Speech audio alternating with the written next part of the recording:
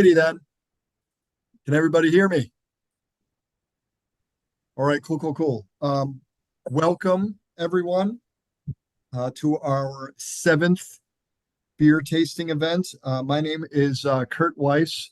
I wear a bunch of hats in the community. I'm a sarcoma survivor, a sarcoma surgeon, a sarcoma scientist, and I am a founding member of Pittsburgh Church Sarcoma. So that's me. Some housekeeping issues. Please remember that your microphone is muted. Please use the chat to send us a message. And if past experience is any indicator, the messages get better and better as we have more beer. So please do use your chat feature. That is at the bottom of your screen. Please make sure you are in speaker mode so that you can see the speaker. Unfortunately for you right now, that's me. That's in the upper right-hand corner of your screen. You will find the agenda and the meeting invitation in the email sent earlier this afternoon. Survivors should have received a yellow ribbon on their bags. And we celebrate you today as we do always. So hooray for all our brave survivors. This is our seventh beer tasting, and we are so excited to welcome Grist House Craft Brewing to our PCS family. Welcome, Crystal. Welcome, Grist. Welcome, Grist House to the family. When you're in the family, you're in it forever. So welcome. This event continues to grow in popularity, which ensures that the message of PCS continues to grow with it. We are an entirely volunteer organization. We don't spend any money on employees, and so your donations are sure to be spent on research. Thank you to all of the volunteers who helped to organize today's event and deliver beer, and very soon to drink said beer.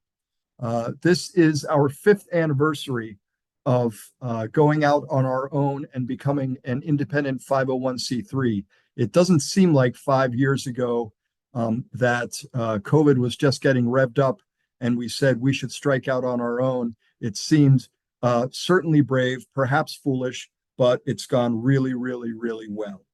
By the end of 2024, we will have generated approximately 2.5 million to help support sarcoma research. So you should all give yourselves a big round of applause for that. Yes, awesome. And with that, we're going to send you over to our new friend, Crystal Eaton from Grist House Craft Brewing to get us started. Surgery. Okay. Hello, everyone. I hope you're all doing well tonight. Thank you so much for having me as the beer host for this evening. I'll give a little introduction and tell you a little bit about myself. So we are Grist House Craft Brewery. We're located in the area of Millville, PA, which is just up on 28 North a little bit if you're not familiar with the city. We're open on Wednesday through Friday, 4 to 10, and Saturday, 12 to 10, and Sunday, 12 to 9. And everyone loves that we are dog and family friendly. So we have a lot of people come and bring their pups and enjoy Sundays with the family. You go to the next slide, Josh. So our story, everyone always asks, what made you get into brewing? Why'd you start a brewery? Well, really one family and one completely insane dream.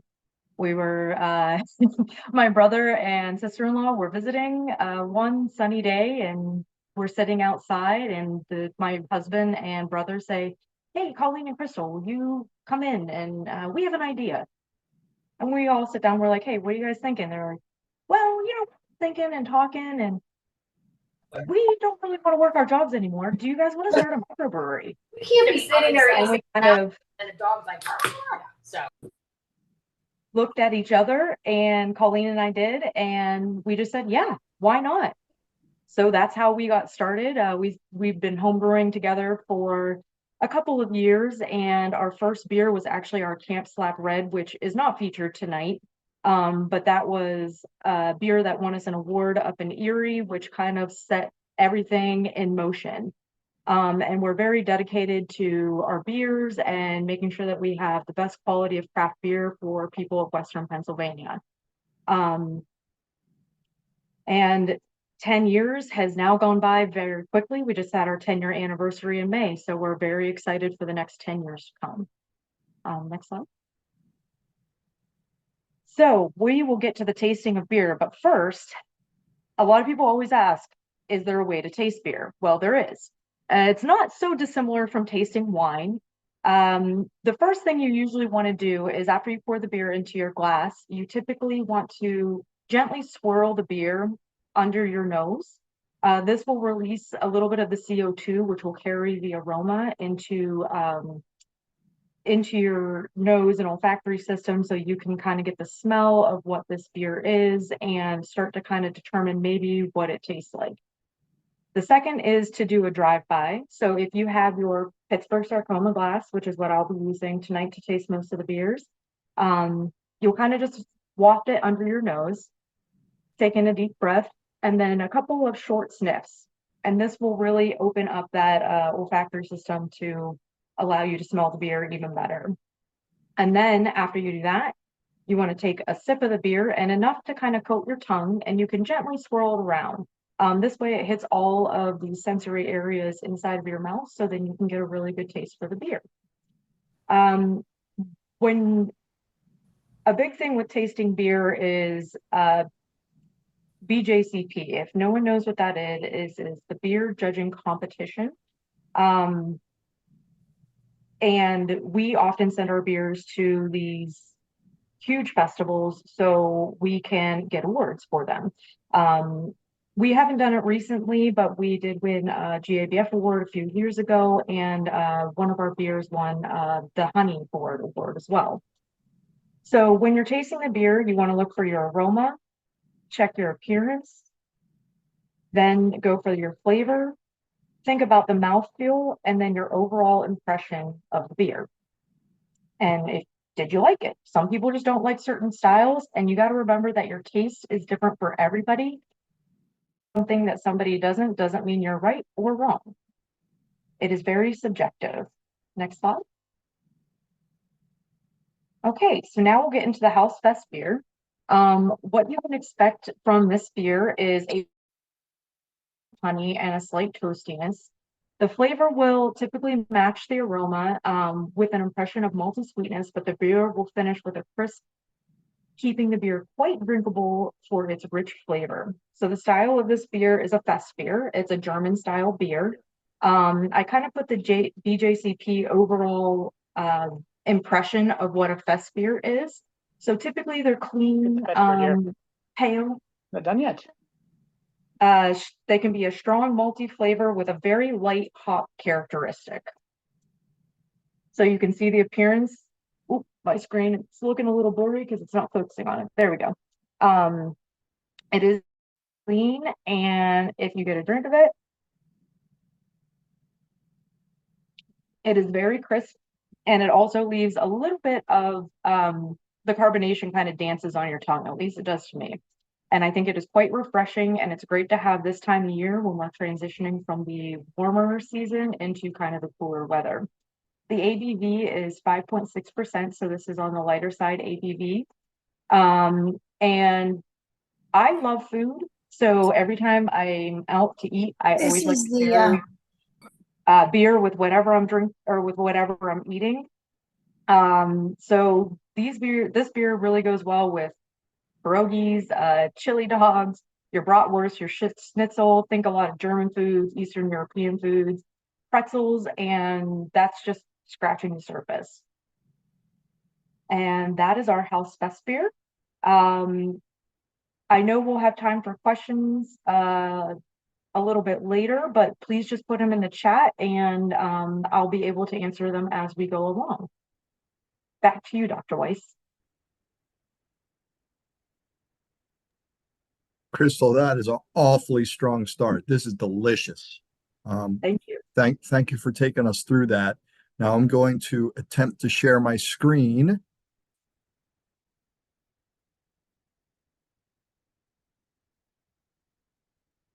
All right.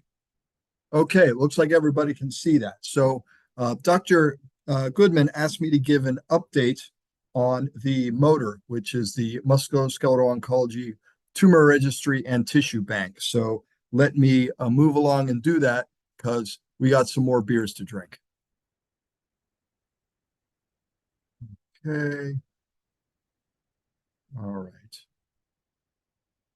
So sarcomas are, as you know, are malignancies that arise from the connective tissue, the stuff that makes up the skeleton. So examples being osteosarcoma, which is bone cancer, chondrosarcoma, which is cartilage cancer, liposarcoma is fat cancer. You get the idea.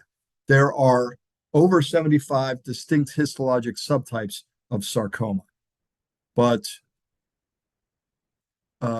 what makes them different is less important than what makes them the same.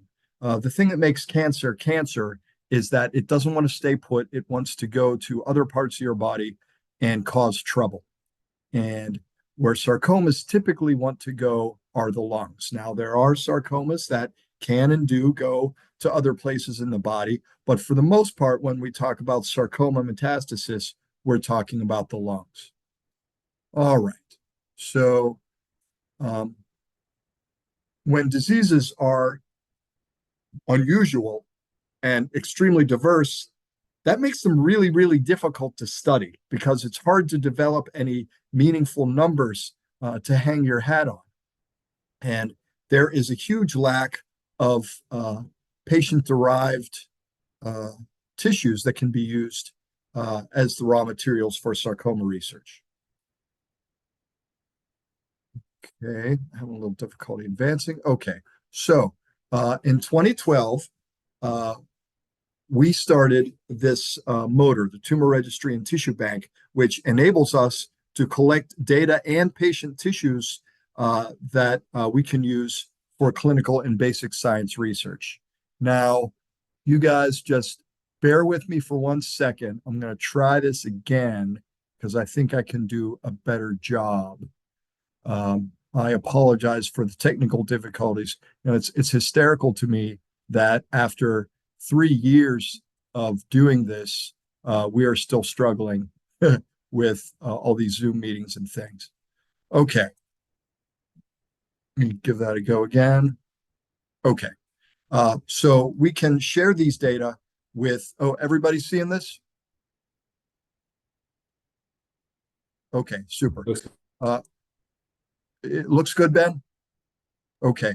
We can share these data with other institutions and other investigators within our institution to get them all over the world. So what does this look like? Well, from a functional standpoint, we start out with surgery in the operating room because surgery is the sort of foundation of sarcoma treatment. And once the tumor is taken out, I will get a chunk of it. And then that will go to the lab and get chopped up into several bits and have different fates. Some of it is frozen in liquid nitrogen. Some of it is what we call viably frozen, that allows us to thaw out the cells and use them later. And some of them start cell cultures, and then we do research with it. You think, how simple? You're a surgeon. You get your hands on a lot of sarcomas. You take them out and you send them to the lab and you do stuff with it. That doesn't sound very hard. Let me tell you, it's hard.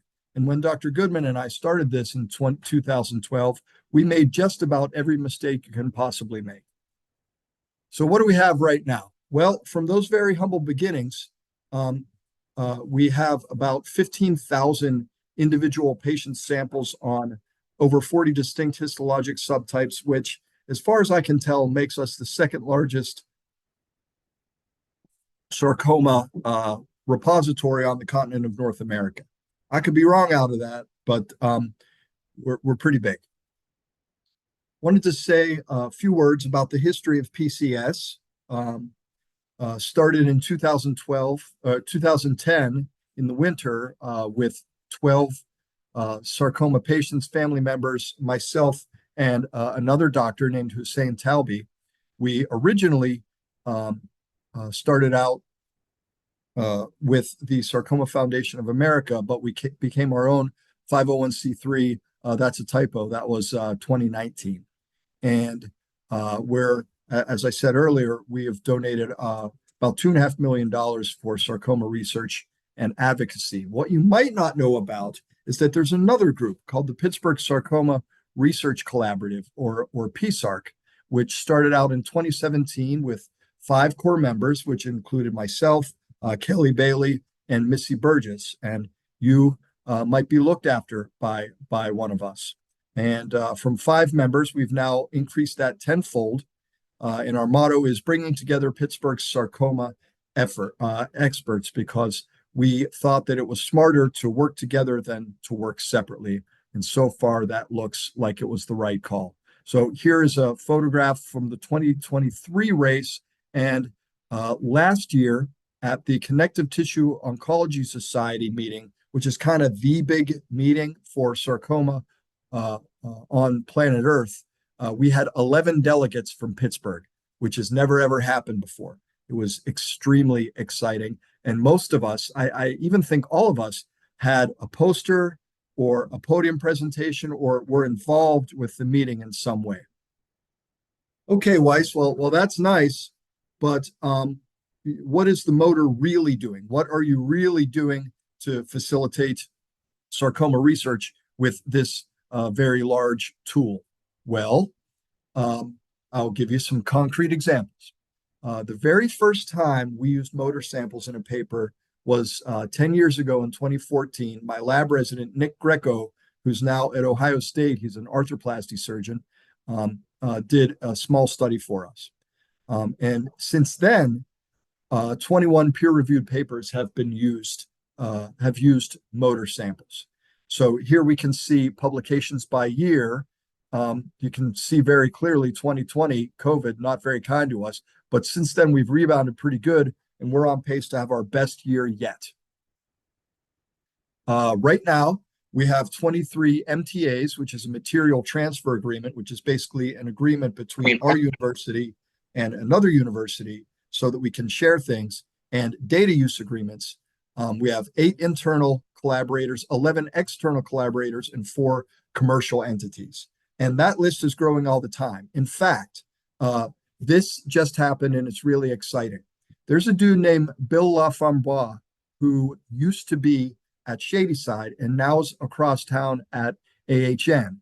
And Bill has been teaming up with who else but the one and only Dr. Lisa Ercolano to study circulating tumor DNA in sarcomas and to be able to detect that. Very, very, very exciting. Lisa gave a magnificent talk at the Musculoskeletal Tumor Society a couple of weeks ago. And when my brain was done exploding, I said, Lisa, we really need to get together and work on this. You and Bill have designed the technology.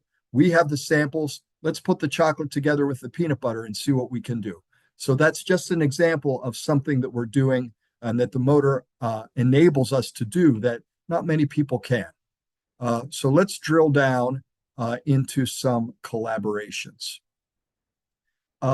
If there's such a thing as an unsung hero of sarcoma research at the University of Pittsburgh, it's this lady, Karen Shodell. She has been just killing it for us, and she is especially involved in chondrosarcoma research. All sarcomas are rotten. Chondrosarcoma is uniquely rotten because, for a lot of sarcomas, we at least have some tools. We have some weapons. They're imperfect, but they exist. For example, we can use radiation in adults with soft tissue sarcoma. We can use chemotherapy for kids with bone sarcoma. None of that works with chondrosarcoma. So if you can't operate on it, you're pretty out of luck. And so Karen is trying to help us change that. And she has used motor tissues and data on all of these publications. And she is just a dynamite collaborator. Some names you know, some names you don't. Dr. Robert Binder, who's a newer friend, and Dr. Giuseppe Antini, who was our host before at the beer tasting venue. Robert looked at the immune microenvironments of about 140 sarcomas fresh from the operating room. He did that with motor samples and published this great paper. And Beppe published this wonderful paper using motor samples. And the three of us, Robert, Giuseppe, and I, just wrote our first grant together. And that was very exciting and very fun. And here's another paper that Beppe and his group published. Kelly Bailey. Difficult to talk about sarcoma research in Pittsburgh without talking about this magnificent physician scientist. To say that Kelly's rise in the sarcoma research community has been meteoric would be quite the understatement. In fact, this whole idea, let's do this thing and let's call it the Pittsburgh Sarcoma Research Collaborative, that was Kelly's idea. She has become quite a wonderful leader in sarcoma research, particularly the research of young people with bone sarcomas. And this knucklehead, Dr. Brock Lindsay, used to be at West Virginia University and is now at Johns Hopkins. Brock, we love Brock very much. He was our fellow in 2010, the first year I came back to Pitt as faculty. And he has been working very hard in sarcoma immunology too. And he and his PhD student, Ryan Lasinski, used motor samples to publish this study, which just got published in Nature Bone Research. And another paper from Brock's group that he and Ryan did is going to be published in the next few days. So Brock has done and continues to be a marvelous friend to Pittsburgh Cure Sarcoma. In closing, the motor is appropriately named because it drives research both here in Pittsburgh and across the country. And so does the rest of our team. The most important thing we'll talk about tonight, and this is the God's honest truth. The motor is not supported by the Department of Orthopedic Surgery or the Department of Hematology Oncology or the University of Pittsburgh or AHN or anything like that. The motor exists because you allow it to exist. We cannot do any of this without you. This marvelous tool that we've built and continues to grow and support research for all our PCS collaborators is because of you. And I think that you should all be immensely proud of this thing that you've helped Dr. Goodman and I to build. And we certainly haven't seen the best of what the motor can do for us. As Dr. Fu said so many times before he went to heaven, thank you, thank you, thank you. And with that, let's send it back to Crystal to have some more delicious beer. Oh, thank you so much, Dr. Weiss. I hope everyone enjoyed the Fest beer. I know that is actually one of my favorite beers we come out with in the fall, including another one that's in this lineup, but we'll get to that third. Right now is there we go, Hazadelic Juice Grenade. So this is our flagship beer.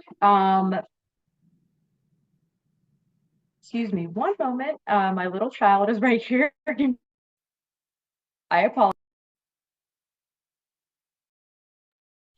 All right. So this beer, I think we first made it, I want to say it was 2016, 2017, if I'm remembering correctly. And this quickly became our #1 bestseller. There was a very big movement towards New England style IPAs versus West Coast style IPAs. So your West Coast style IPAs tend to be the ones that give you more of the bite. They're a lot more resinous, pine flavored, and they're clear when you look at them. The difference with a New England IPA is that they are hazy, typically hazy, generally have like a fruit to a juicy kind of taste to them. Oftentimes you'll get orange, pineapple, mango, a lot of those tropical fruit flavors when you're tasting a New England IPA.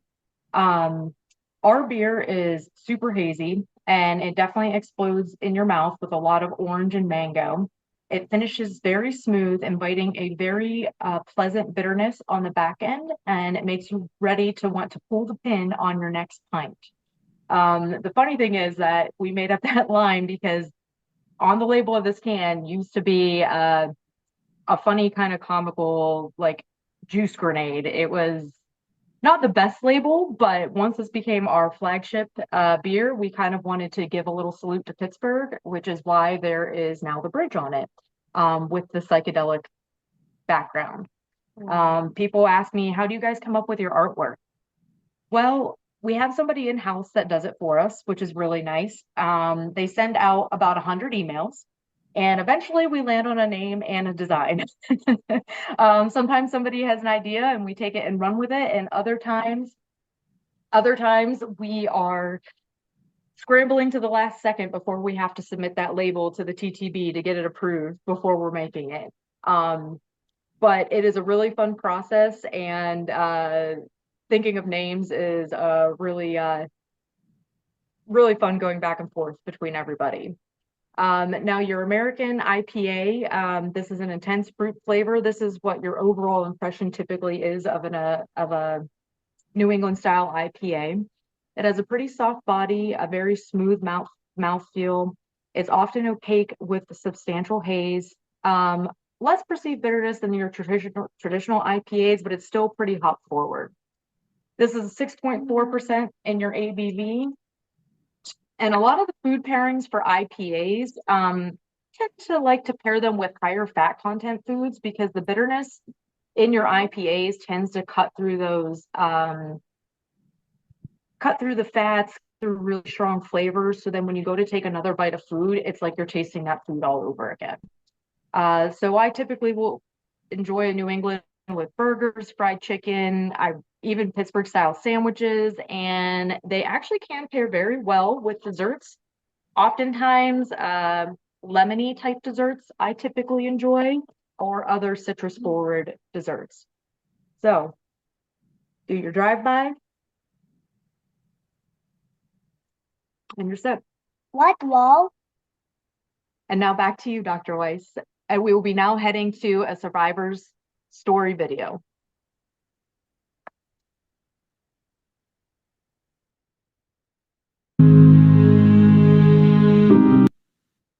Hello, I am Adam Frederick, and this is my sarcoma story. In 2007, I was 26 years old, and I was experiencing significant back pain that was running down my leg.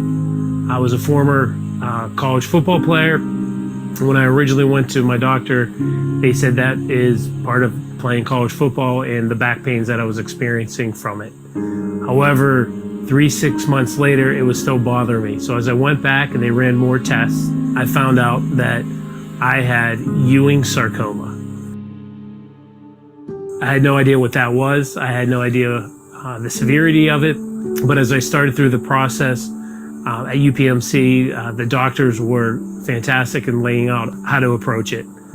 Dr. McGow was my surgeon. And as we went through the process, I started chemotherapy for about 4 to 5 months, where I would go to the hospital for 3 days at a time every other week. Basically, the chemotherapy drained everything from me, where I was completely bald, ate very little. Through that, I was able to shrink the cancer.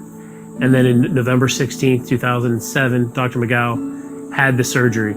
At that point, they removed the tumor, which was about 9 millimeters away from my hip. Going into the surgery, I wasn't sure if they were going to be removing my right hip, where I'd lose all use of my right leg, or if I would be able to come out and be able to walk after that. So went through the surgery, and it was about a 6.5 hour surgery. And I remember coming out, and they put the nurse put a phone next to me, said, "Your mother is," I was in the recovery room. She says, "Your mother's on the phone." And I remember the first thing I asked her was like, "Did they save my hip?" And I remember hearing her cry on the other side, saying that they were able to save it, and that they believe they got all of the tumor. During that time, you really find out who your friends are and who's going to step up and support you in difficult times. My younger sister was originally going to Ohio University, and she transferred back to go to Duquesne to be closer to home so she could support me through it. Her best friend at that time, Sarah, was going to Duquesne. So as Rachel would come visit me at the hospital, sometimes she would bring Sarah. And as Rachel and Sarah and I spent time together at the hospital, eventually it became more time where I spent time with Sarah.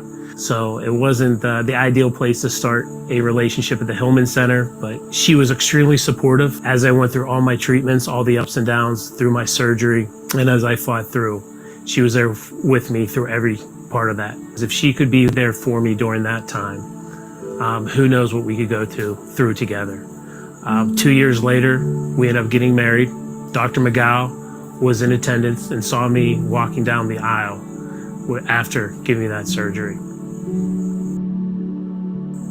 As going into getting married, we knew that the likelihood of us having children was probably less than 5%. So after we got married, I ran some tests, and I was actually coaching high school football at that time, and she keeps on calling me like, when are you going to come home? When are you going to come home? When are you going to come home? So when I finally come home and she says, hey, I'm pregnant. First off, I was utterly surprised. First off, you're not expecting it, but especially knowing the fact of that not happening. But after seeing my children, we know that I've been very blessed to have 3 healthy kids. After seeing everything that Adam went through, we decided as a couple and then as a family that it was important to start giving back to others, and that we started searching for different organizations. So that was when actually Bill Suit ended up reaching out to me, and that's when we were really excited to become part of Pittsburgh Cure Sarcoma and seeing how it's grown. It was eye-opening to see these patients going through it. We're on the opposite side of the battle now. So it was really important for us to, as a family, just to start giving back and being involved as much as we could. We've been blessed to have over 10,000 individuals support our cause, whether they attended our race or donated, and over $2.5 million has been granted through that time. I would not have wished what I went through on anyone, but I know for myself and now my family, we are extremely thankful for the doctors, for the nurses, for everybody that has been involved to make sure that not only myself, but other patients like myself have been able to come through and have success with their battle. The one word I would describe my dad is that he's a warrior. It means that he's tough and he can fight through things. No matter what's going on, my family won't miss the race every year. If I could say anything to the doctors and nurses, I would say thank you for saving my dad's life. Obviously, me and my brother and sister wouldn't be here today without you. Thank you. And to all the committee members, volunteers, there's countless number of people behind the scenes that we don't see on race day, but are doing so much work behind the scenes, donating their time, their money, their effort. We are so grateful for everything you've done. Thank you.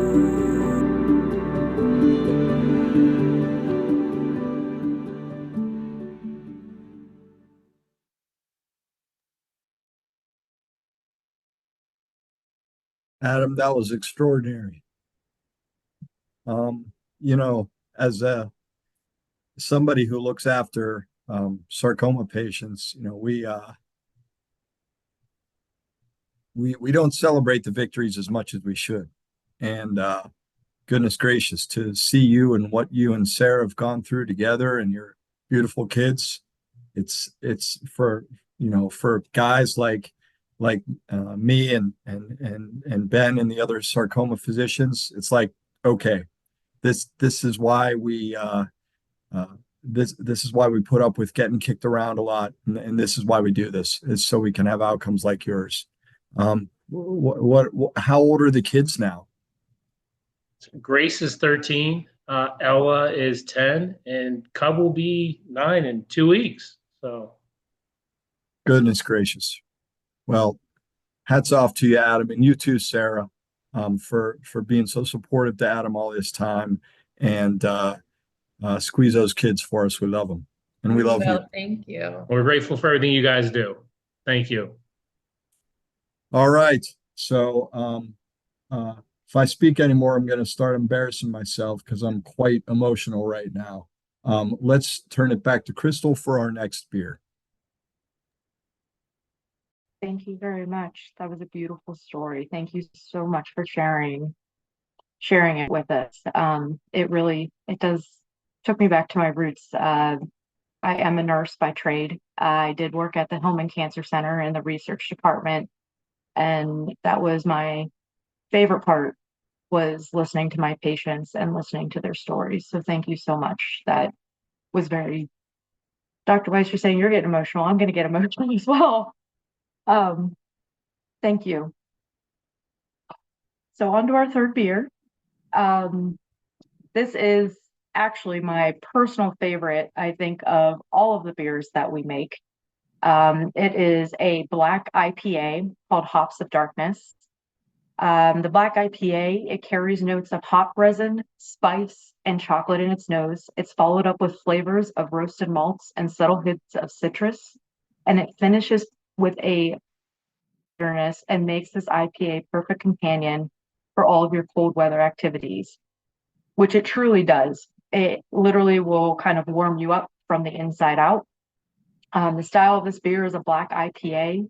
And typically with black IPAs, your overall impression is generally a beer with dryness, hop forward balance, flavor characteristics of your American IPA, but they're much darker in color. Darker malts add a gentle and supportive flavor. They're usually not overly strong in the roasted or the burnt characters, but this one has a very nice roasty finish.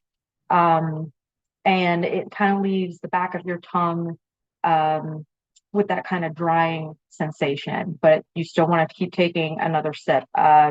This came out about 2 weeks ago, and everyone on the staff was so excited that we named it Hops of Darkness Day, because every single person had one. We wait for it every year.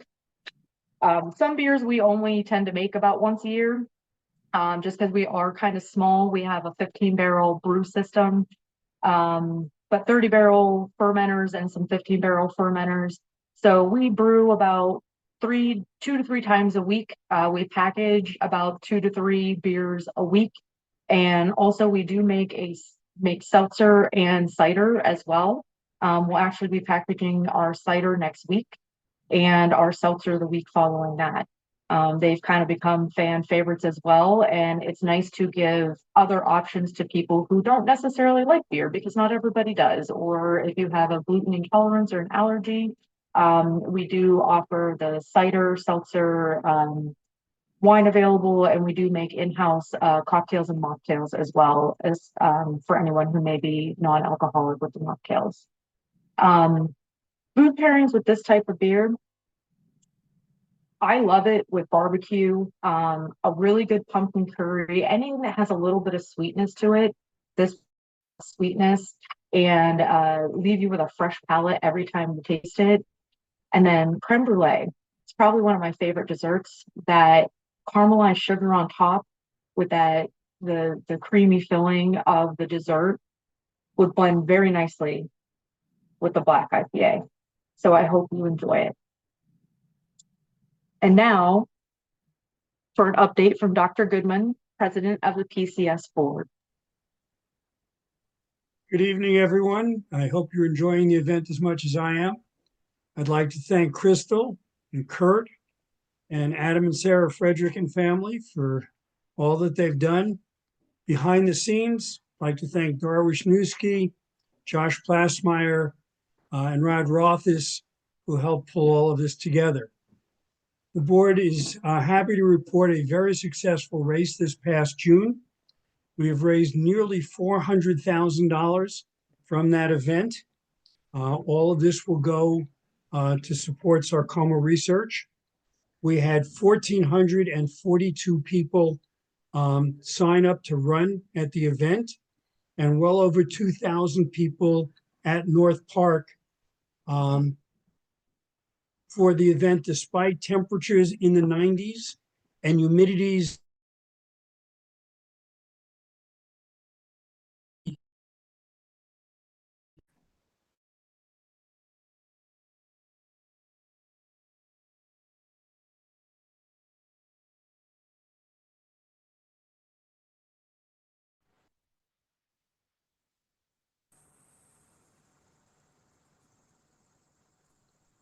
This adds nearly $10,000 to our mission.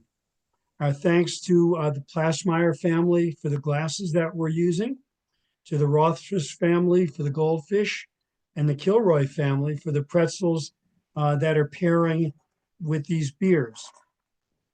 Currently, the Medical Advisory Board is reviewing 16 grant applications. They will rank them on merit, and the board will review the recommendations and award grants of support on the 14th of November. 93% of what we raise in terms of monies will go to support grants and research on behalf of PCS. To date, as you've been told, we've donated more than $2.5 million to sarcoma research. Research funds also exist for startup grants at WVU, AHN, and the Hillman Cancer Center. So we thank you for your support.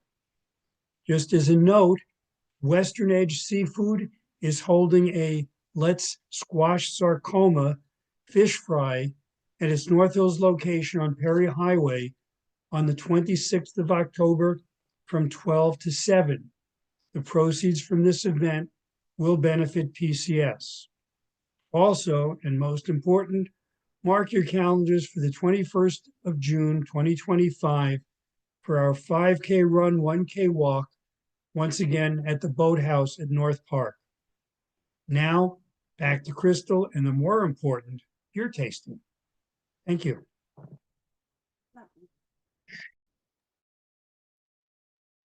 All right. So someone asked in the chat what to do with leftover beer, and how can you keep it? Once you kind of crack the can, it's very hard to keep the beer fresh or to keep the carbonation in the beer. So one thing I actually like to do, which is what I will probably do with some of these beers, because I will not be able to drink all of them quite tonight, is I like to cook with them. So if you do like to cook, that's one thing that you can do. I've actually made mustard out of a similar beer to the House Fest beer. The Hops of Darkness, I've used that in a barbecue sauce and also braising meat. And actually the same with the Hazadelic. I've kind of done the same thing with both of those. And with our final beer of the night, the Berry Berry Shaman, one thing you can do is actually cook it down to make a syrup out of it. And then you could put it on some dessert. It tastes pretty good. So the Berry Berry Shaman, we're finishing with this beer today, and I don't know if anyone noticed, we're kind of going in a particular order. So we started with our lighter flavor, more malty beer, went to our hoppiest darker beer, and now we're going to end with our fruited sour. And the reason I'm ending with the fruited sour is because with the tart and tangy flavor, it will actually overpower the black IPA when you taste it. So I didn't want to do that beforehand. And that way you can taste this beer and not just have the IPA or just have the Berry Berry Shaman on your tongue when you were tasting the black IPA. So this is a delectable, refreshing lemonade-inspired sour ale. It's brewed with strawberry, raspberry, blueberry, and lemon, and berry berry tea from Allegheny Coffee and Tea Exchange. Fruited sours typically have an appealing combination of fruit, sugar, and beer, but they're still recognizable as a beer. This is a very wide range in the BJCP kind of guidelines. There have always been fruited beers, but this category has grown over the past couple of years to where a lot of beers don't fit necessarily in a specific style, like a New England IPA or a black IPA. They're just kind of called fruited beers. You can still taste them as beer, but they typically they're not so forward as to suggest that there's artificial product in it. So for our product, we actually use fruit purees. So all of the fruits in there were purees that we bought, typically from Oregon Fruit is I think our biggest supplier that we use. And then we put them into the beer to create our fruited sour. This is a 5% ABV beer. Typically the fruited sours are on the lower side.